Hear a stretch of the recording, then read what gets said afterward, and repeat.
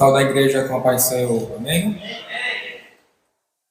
Bom, como o pastor já falou, o convidado hoje a trazer a palavra, ministrar a palavra.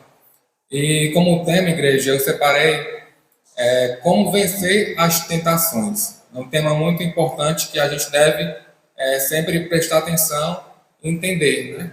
Como vencer as tentações. Bom, para isso, igreja, eu separei esse estudo em três temas, em três subtemas, na verdade. Primeiro seria entender como ele surge e a sua natureza. O segundo tópico seria o problema de cair em tentações. E o terceiro é como vencê-las, né? Como é o título da mensagem. Para isso, vamos abrir nossas Bíblias em Tiago, capítulo 1. Tiago fica no Novo Testamento. Epístola de Tiago, capítulo 1, versículo 13. Isso.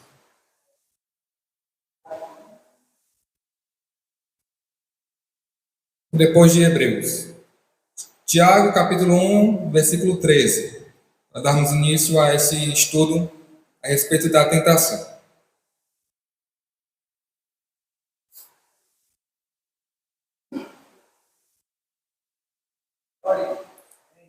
E diz assim a palavra de Deus. O tema aqui na minha Bíblia tem a origem do pecado, né? A partir do versículo 13 diz assim: ninguém, ao ser tentado, diga, sou tentado por Deus, porque Deus não pode ser tentado pelo mal, e ele mesmo a ninguém atenta, a ninguém tenta. Ao contrário, cada um é tentado pela sua própria cobiça, quando esta o atrai e seduz. Esta, então, a cobiça, depois de haver concebido, dá à luz o pecado, e o pecado, uma vez consumado, gera a morte. Querido Salvador, Pai, eu te peço, Pai, que o Senhor venha nos inspirar, Pai, a entender mais da Tua palavra cada vez mais, Pai. Nós possamos crescer, Pai, como Tua palavra diz, em graça e conhecimento mais e mais, Pai. Para te servir, Pai, dignamente, Pai. Para caminharmos, Senhor, pelo caminho dos justos, Pai. Para que nós possamos, Pai, plenamente, Pai, encontrar, Pai, o Teu caminho, Pai, a Tua verdade, Senhor. Te peço nesse momento que o Senhor venha falar conosco, Pai. Que o Senhor venha através da Tua mensagem, Pai, da Tua palavra, Pai, nos comunicar, Senhor, a Tua verdade. É por isso que eu te peço e já te agradeço. Amém. Bom, primeiramente eu gostaria de exemplificar e falar o que significaria tentação, né? Eu separei alguns significados que eu recolhi dos dicionários e alguns significados falaram assim, ó. A palavra tentação, ela remete ao quê? Impulso para a prática de alguma coisa censurável ou não recomendável. Também, desejo veemente ou violento para algo. Bom, nas palavras do teólogo e comentarista bíblico Warren Wiersbe, a tentação é a oportunidade de realizar algo bom, mas de maneira errada, ou seja, fora da vontade de Deus. Vou dar um exemplo. Quando a gente quer passar em um exame, ou seja, passar em uma prova, é errado isso?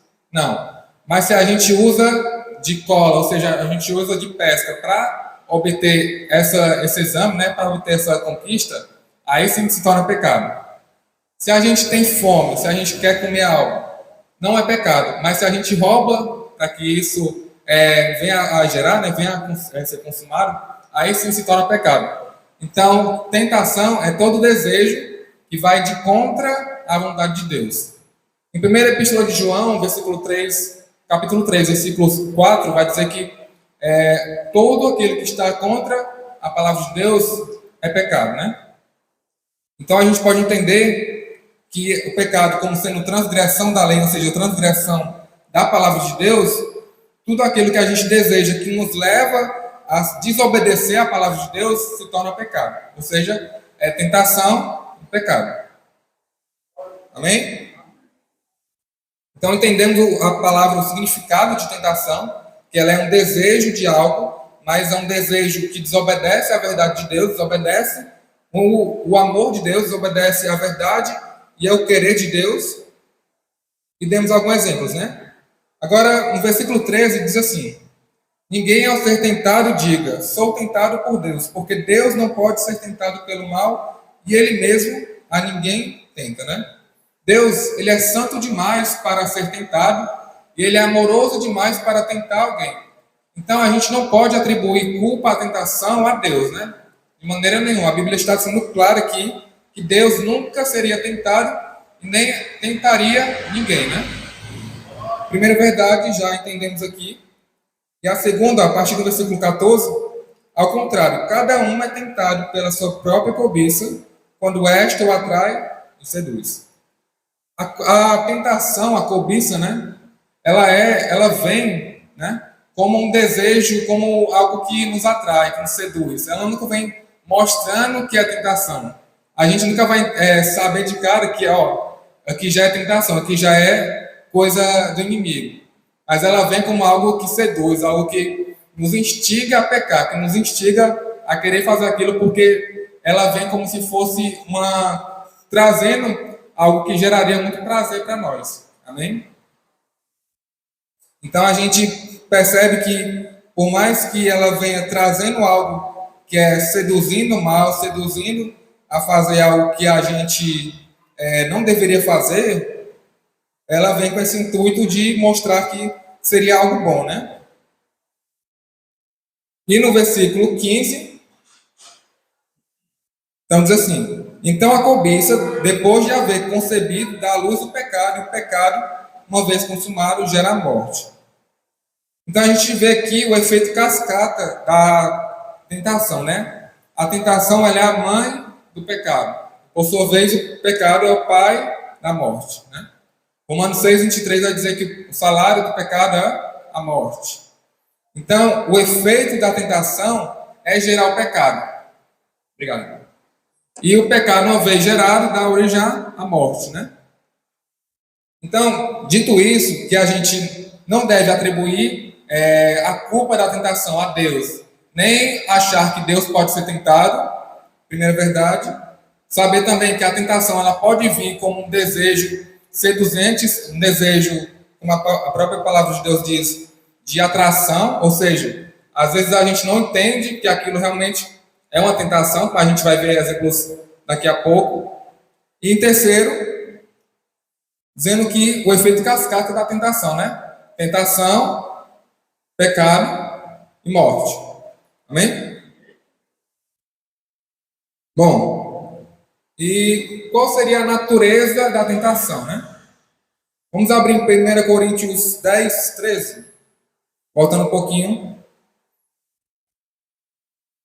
Depois de ser atribuído algumas verdades sobre a tentação, vamos entender a natureza da tentação.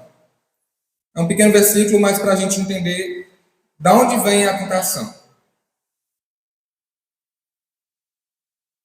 1 Coríntios 10, 13 diz assim: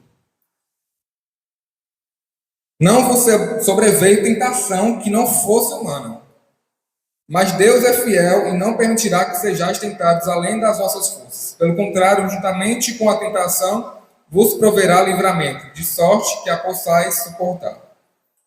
Na primeira parte desse versículo, do 1 Coríntios 10, 13, já deixa claro que não tem nenhuma tentação que vem sobre a gente que não tem natureza humana. Ou seja, toda tentação que chega a nós vem de nós mesmos, né? Mas aí fica aquela pergunta: como é que a gente então concilia aquela questão de Satanás ser o tentador, né? Que algumas pessoas elas atribuem a culpa da tentação a Satanás. Mas Satanás ele tem um papel sim na questão da tentação, mas a tentação ela é de natureza humana, né? Para a gente entender isso, e sabendo que a Bíblia nunca se contradiz, vamos ler Mateus 4.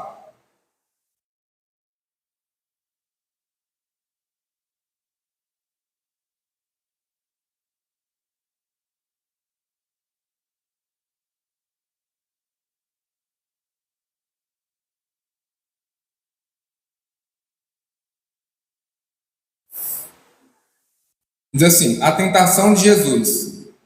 A seguir foi Jesus levado pelo Espírito ao deserto para ser tentado pelo diabo.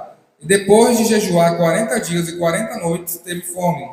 Então o tentador, aproximando-se, lhe disse: se és filho de Deus, manda que estas pedras se transformem em pães. Jesus, porém, respondeu: está escrito, não só de pão viverá o homem, mas de toda palavra que procede da boca de Deus. Então o diabo levou a cidade santa e colocou-o sobre o pináculo do templo Ele disse: Se és filho de Deus, atira-te de baixo, porque está escrito: aos seus anjos ordenará a teu respeito que te guardem, e eles te sustentarão nas suas mãos para não tropeçares em alguma pedra. Respondeu-lhe Jesus: Também está escrito: Não tentarás o Senhor teu Deus. Levou ainda o diabo a um monte muito alto, mostrou-lhe todos os reinos do mundo e a glória deles. Ele disse: Tudo isso te darei, se prostrado me adorares. Então Jesus lhe ordenou: Retira-te, Satanás, porque está escrito: Ao Senhor teu Deus adorarás, e só a ele darás culto. Com isso, o diabo deixou o diabo, e eis que vieram anjos o servir. Então, primeira passagem aqui de Mateus 4, a gente vê que a Bíblia atribui o diabo como o tentador, né? Então, como a gente vai conciliar, tendo lido 1 Coríntios 10, 13, dizendo que não veio sobre tentação que não fosse humana, e agora o diabo sendo um tentador, né? Vou querer deixar um exemplo aqui. Imagina que a gente está no restaurante, né? E a gente recebe um cardápio. Esse cardápio ele está recheado de tentações, né? Imagina que os pratos são tentações. E o garçom, ele é o diabo. A gente vai ser induzido, geralmente, pelo garçom, a escolher algum prato. O diabo vai, por exemplo, o garçom, né? E nos induz, nos atrai, nos cobiça para algum prato específico, né? Quanto maior, mais caro o prato, maior, vamos dizer assim, é o salário do pecado, né? Então, a gente só vai pedir aquele prato se a gente quiser, entendeu? O diabo, ele vai nos induzir, ele vai nos jogar aquele prato como se fosse algo muito bom, vai mascarar toda aquela destruição que aquele prato poderia gerar, que é a tentação, como algo bom, como algo que vai nos alimentar bem, mas a gente só vai comer aquele prato se a gente quiser, amém? A gente só vai pedir aquele prato e comer ele, e pagar o preço dele se a gente quiser. O diabo ele vai ficar tentando ali, mas a gente só vai aceitar, só vai comer se a gente quiser. Um exemplo disso na Bíblia é lá em Gênesis, né? Em Gênesis, o diabo ele tenta a quem? A Eva. O diabo ele mascara a verdade que seria comer da árvore, comer do fruto da árvore do bem e do mal, como se fosse algo bom, como se fosse algo que traria muitos benefícios para Eva e Adão, né? Então, ela acaba cedendo, mas quem faz isso é ela própria, né? Então, o desejo de pecar, a vontade de pecar, vem de nós mesmos. Mas claro que o diabo pode sim ficar nos tentando, nos induzindo ao erro, mas aí que vem os próximos tópicos que a gente vai conversar de como vencer essas tentações, amém? Então a gente entendeu que a natureza da tentação, e uma vez do pecado, ela vem de nós mesmos, da nossa própria carne, mas que a gente tem o tentador, que é Satanás. Como ele mesmo tentou no início a Eva, e aqui nesse exemplo a Jesus, né? Amém? Bom, quais seriam os problemas de cair em tentação, né? Vamos ler 2 Samuel 12. Vamos pegar um exemplo aqui de alguém que caiu em tentação.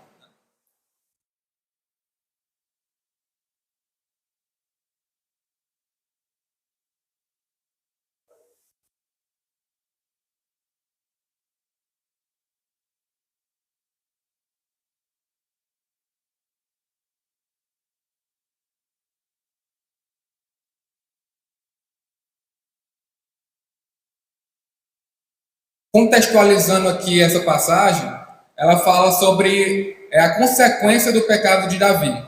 Davi, ele naquele momento, ele já era rei de Israel, e se achando rei, né, se achando todo poderoso, ele viu uma mulher, né, tomando banho, digamos assim, uma sacada de uma casa, e ele se atraiu por ela, né? Ele sentiu interesse por aquela mulher. Então, ele, tentado por aquele desejo, ele não só sentiu como fez algo, né? O que foi que ele fez? Ele, além de ter pegado o marido dela, ter mandado, digamos assim, para a morte, né? Para a batalha, para que ele morresse. Ele cometeu assassinato com Urias e cometeu adultério com a mulher dele.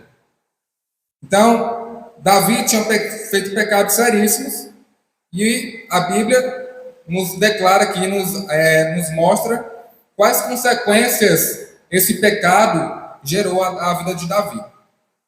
A partir do versículo 7, diz assim, 2 Samuel 12, 7. Então disse Natã a Davi. Natã era o profeta que veio da parte do Senhor a Davi, né?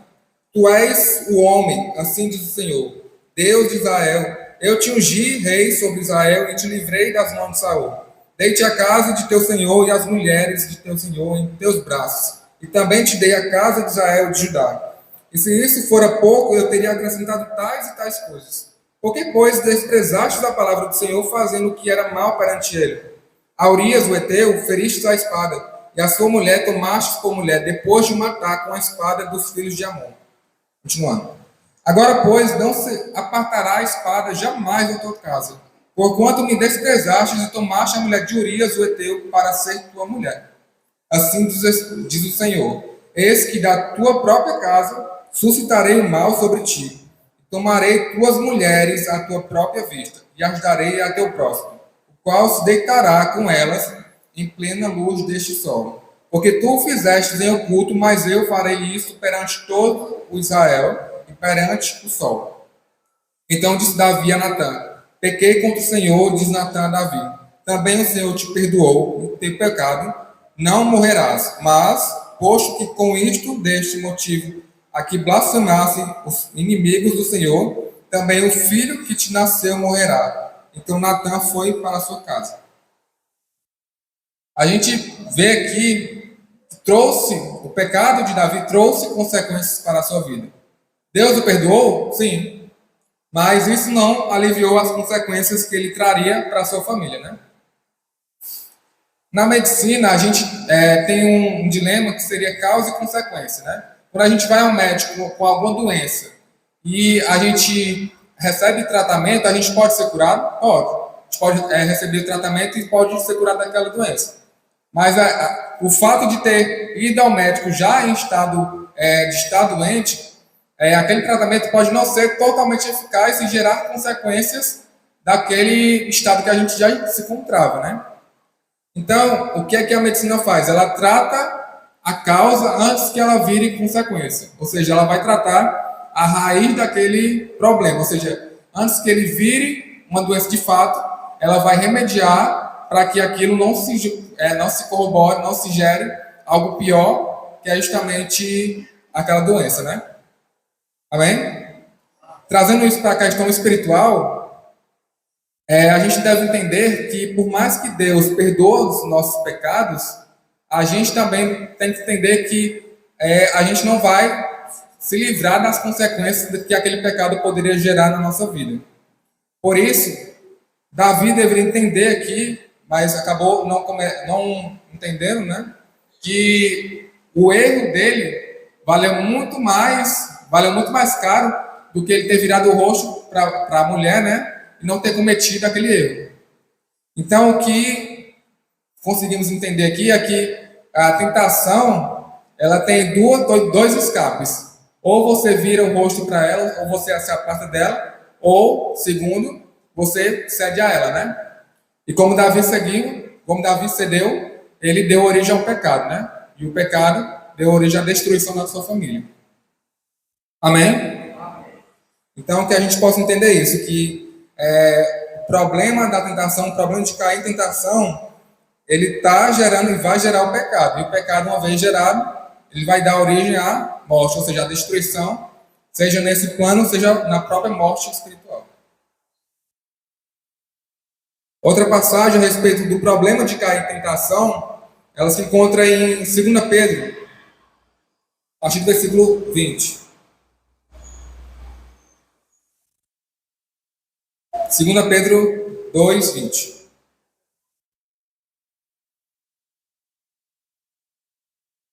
Então é muito importante a gente tratar e cuidar antes que aquele mal gere uma consequência maior, né?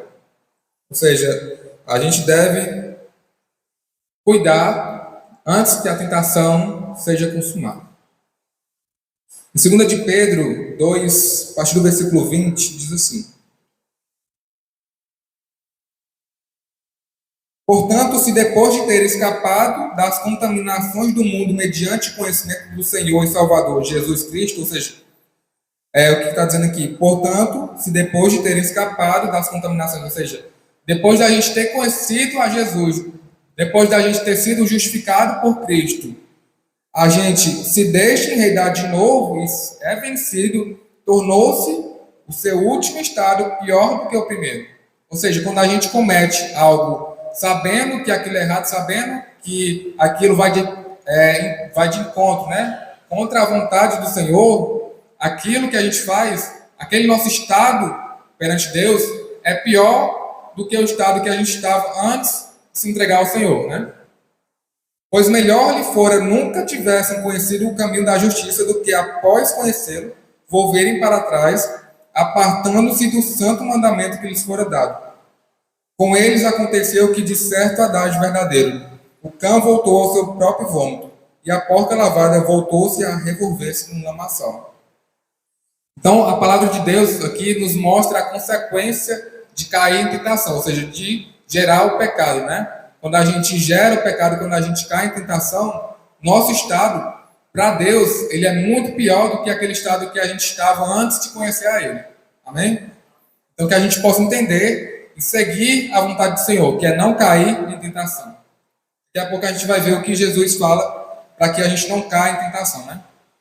Gostaria só de mostrar mais uma passagem a respeito das questões de cair em tentação, do problema de cair, que se encontra em Hebreus 10.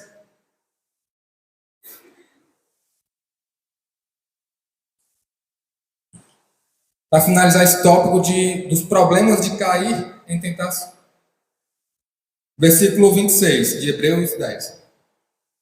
Na minha Bíblia está escrito o castigo do pecado voluntário.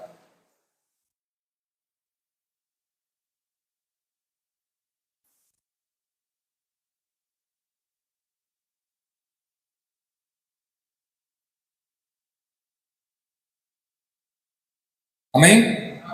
Diz assim, porque se vivermos deliberadamente em pecado, depois de termos recebido pleno conhecimento da verdade, já não resta sacrifício pelos pecados. Pelo contrário, certa expectação horrível de juízo e fogo vingador prestes a consumir os adversários, sem misericórdias, morre pelo depoimento de 2 ou 3 testemunhas, quem tiver rejeitado a lei de Moisés. De quanto mais severo castigo julgais vós, será considerado digno aquele que calcou aos pés o Filho de Deus e profanou o sangue da aliança com o qual foi santificado e trajou o Espírito da graça. Ora, nós conhecemos aquele que disse, a mim pertence a vingança, eu retribuirei. E outra vez, o Senhor julgará o seu povo. Horrível causa é cair nas mãos do Deus vivo. Aqui, essa passagem, ela reforça o que a gente acabou de ver. Que aquele que, recebendo o conhecimento da verdade, ou seja, entendendo a palavra de Deus, vindo aos cultos, entendendo a mensagem, volta a pecar, esse pecado é muito pior, ou seja, a consequência disso é muito pior do que aquilo que a gente estava antes de conhecer o Senhor. E aqui nessa passagem específica, diz que quando a gente realmente entende a verdade do Senhor, essa consequência ela é muito pior do que aquela consequência que ocorria no Antigo Testamento, né? Que era quando estava em vigor a lei de Moisés.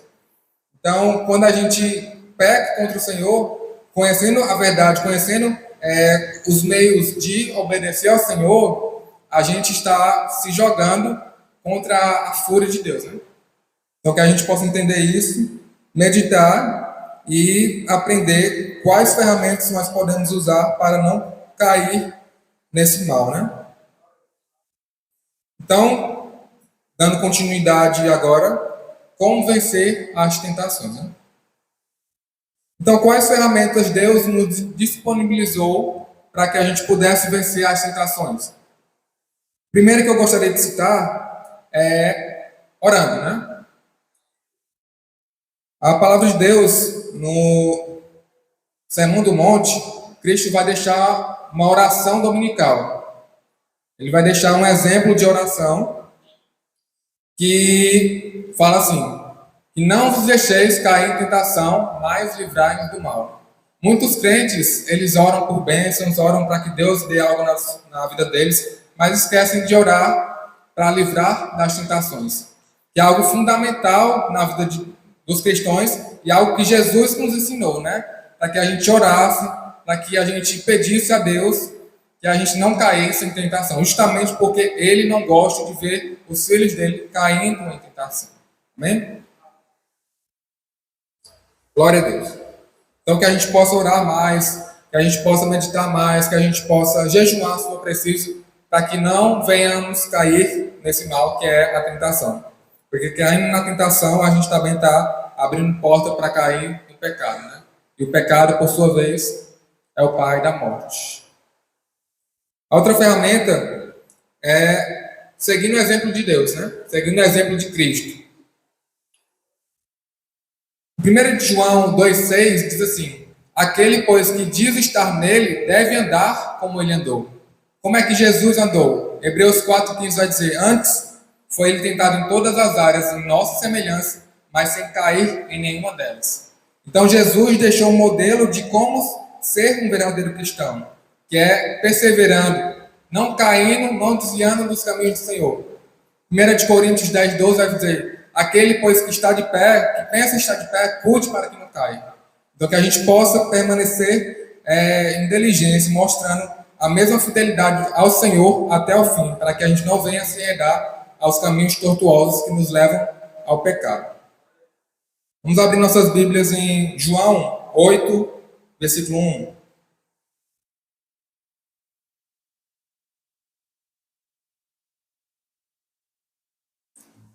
Evangelho de João, capítulo 8. João 8, a partir do versículo 1 até o versículo 11. Na minha Bíblia tem escrito a mulher adúltera.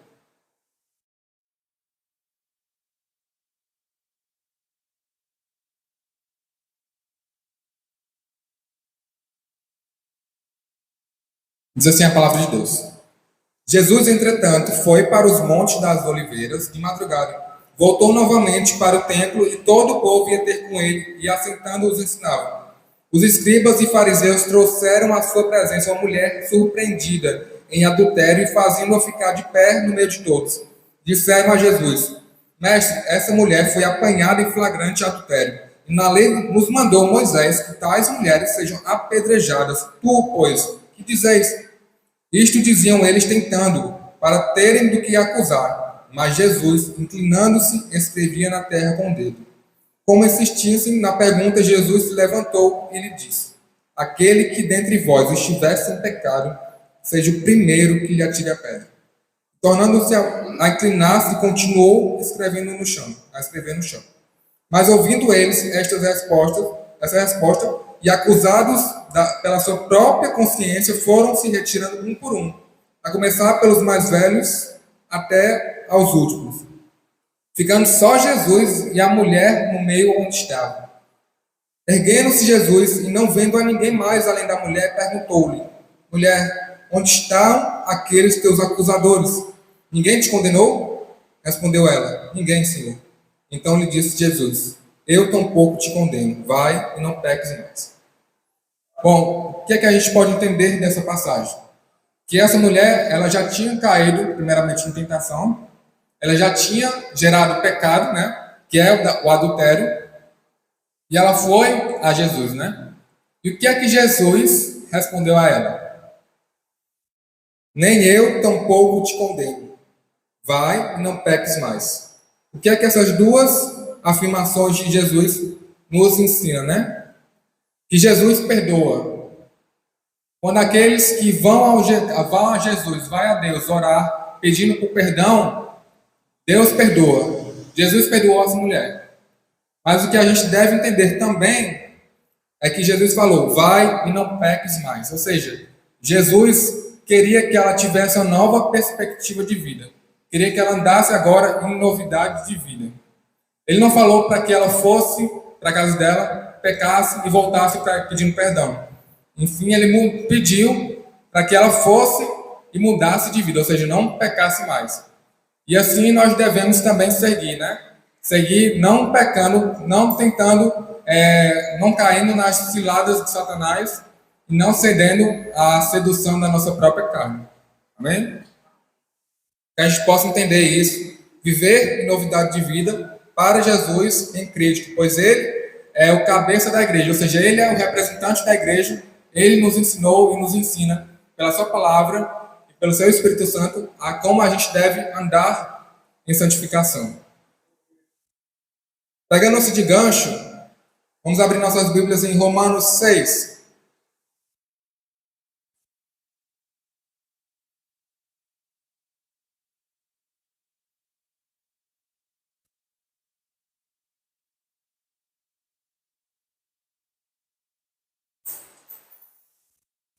A partir do versículo 17.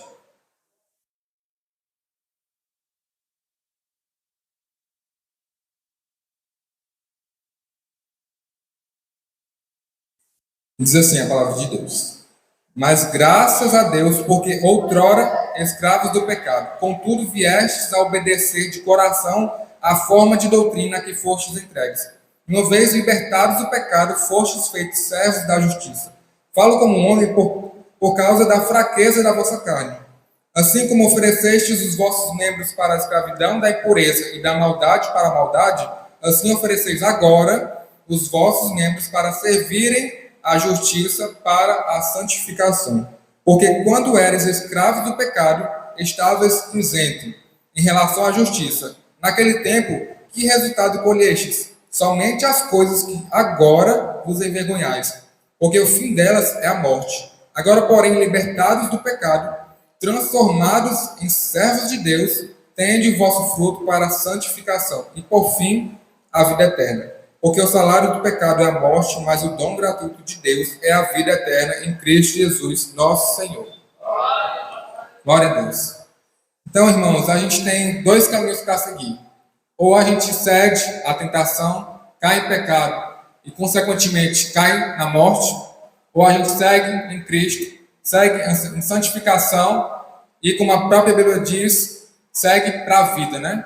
Que é Cristo Jesus. Está em Cristo Jesus. Então, que a gente possa tomar uma decisão que é seguir em Cristo, seguir em santificação, em honra, orando para que a gente não venha a cair em tentação, que a gente venha lendo a palavra de Deus, que a gente venha mais aos cultos para que a gente entenda mais a verdade e a mensagem de Deus das Escrituras, que essa também é uma forma da gente crescer em graça e conhecimento, como a palavra de Deus diz. Amém? Glória a Deus. Igreja, e também, quando a gente está crescendo no Espírito Santo, a gente recebe o quê? O fruto do Espírito Santo. E um dos frutos do Espírito Santo é o próprio domínio próprio. E pelo domínio próprio, a gente também, por Cristo, pelo Espírito Santo, a gente consegue nos conter para que a gente não venha a cair nessa tentação, que a gente venha a ter domínio sobre as nossas próprias atitudes, para que essas atitudes não venham a desobedecer a Deus. E como a gente também pode se revertir da verdade, se revertir do amor de Deus, Efésios 6, vamos abrir lá, para encerrar, Efésios 6, 10. Diz respeito à armadura de Deus, a armadura dos cristãos.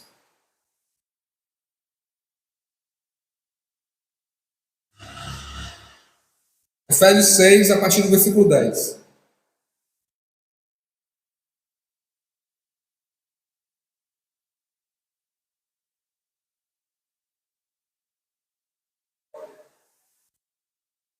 Cada vez que nos expomos a um relacionamento com Deus, mais nos fortificamos em Cristo Jesus. Versículo 10 diz assim: Quanto ao mais, sede fortalecidos no Senhor e na força do seu poder. Revestivos de toda a armadura de Deus para poderdes ficar firmes contra as ciladas do diabo. Porque a nossa luta não é contra sangue e a carne, sim contra os principados e potestades, contra os dominadores deste mundo tenebroso, contra as forças espirituais do mal, nas regiões celestes. Portanto, tomai toda a armadura de Deus, para que possais resistir no dia mau, e depois de teres vencido tudo, permanecer inabaláveis. Estais, pois, firme, cingindo-vos com a verdade, e vestindo-vos da couraça da justiça, calçai os pés com a preparação do evangelho da paz, embraçando sempre o escudo da fé, com o qual podereis apagar todos os dardos inflamados do maligno. Tomai também o capacete da salvação e a espada do Espírito, que é a palavra de Deus. Com toda oração e súplica, orando em todo o tempo no Espírito, e para isto vigiando com toda perseverança e súplica, por todos os santos e também por mim, para que me seja dada no abrir da minha boca a palavra, para que com intrepidez fazer conhecido o mistério do Evangelho. Então, que a gente pode entender nessa passagem aqui, quanto mais a gente está inclinado às coisas do Espírito, ou seja, quanto mais, Romanos 8 vai dizer, quando a gente cresce no Espírito, também a gente diminui para o inimigo, né? Então, que a gente possa cada vez mais se inclinar para as coisas do Espírito, se inclinar para as coisas de Deus, seja lendo a palavra de Deus, seja ouvindo louvores, seja crescendo em graça, em piedade, uma vida piedosa, para que a gente não venha se enredar às ciladas do diabo, bem como se enredar à natureza da nossa carne, né? Que a gente possa, como Paulo diz, maltratar a própria carne, porque a gente anda na carne, mas a gente não milita com ela, né? Para que a gente possa entender isso. Amém, igreja? Então, a tentação é um problema provocado por nós e não por Deus. O diabo é o tentador, mas está em nós cair na tentação e pecar. O desafio é reconhecer nossa vulnerabilidade, nossa fraqueza e vencê-la. Não temos condição de enfrentar a tentação sozinhos, pois somos fracos diante dos nossos próprios desejos. Portanto, a única forma de vencer a tentação é buscar forças no único que foi tentado, mas nunca pecou, Jesus Cristo. Alimentamos-nos da palavra de Deus, orando, vigiando, crescendo cada vez mais para Deus e menos para o mundo. Essas são as ferramentas que nos fazem vencer o mal. Amém? Glória a Deus. Gostaria de convidar o pastor para encerrar.